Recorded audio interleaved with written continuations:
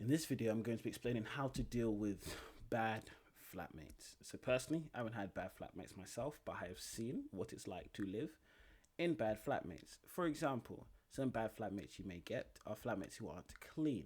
Story I heard was someone decided to spend a couple hours cleaning their whole house and they got told, oh, flex, as in what they did was all this cool thing, the fact that they cleaned the house.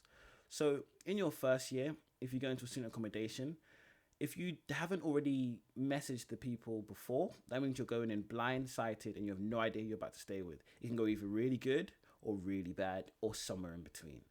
I got on the really good side. I had really nice flatmates in my first year. I had really nice flatmates in my second year. I actually chose to stay with someone in my second year, which made it easier when I moved to student accommodation. And for third year, I hope to have even better flatmates depending on what I choose to do.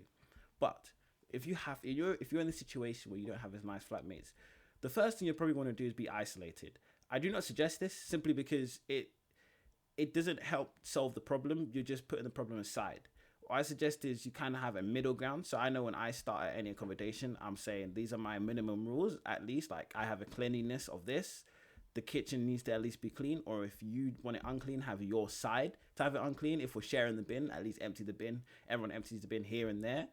So there's like a minimum, and you kind of, as you live with them, you kind of learn what they're like.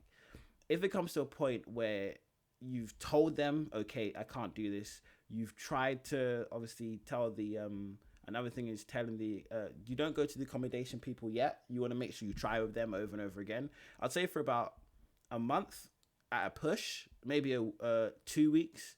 The reason I say that is because give them a chance to try and, get up to your level. Because you need to realize everybody comes into university at a different level of standards and a different level of cleanliness. Like, some people think having a shower a day isn't a thing. Some people think having a shower a day is too little. So it comes down to just finding a middle ground and everyone kind of agreeing what should or shouldn't be. But if it gets to a point where it's been 2-3 weeks, they're not listening to you, you have these bad flatmates, you can ask to change. So if you're in a student accommodation, simply ask, can I move? You want to make sure you do this as early as possible. That's why I said a month at a push, because the longer you leave it, is the less spaces there's going to be. If you're living in a house, things are a bit different, because obviously now you sign a contract and you're all in the house. Then I would suggest maybe if you really can't hang out with them or stay in that house, either find a loophole or a way out of the rent, or if you can't, it's something you're going to have to deal with. At the end of the day, if you chose a house, this is the problem with choosing a house too soon. The people you meet in your first year might not be the people you want to stay with. A nice way to see the people you want to stay with is to go into their accommodation in their house and see the standard that they are. Because they might say, oh, that's not me, that's my flatmate, but that's what they're allowing as behavior to be in their house. If you have any questions or want to know anything else about university, just send me a message and I'll be sure to answer it.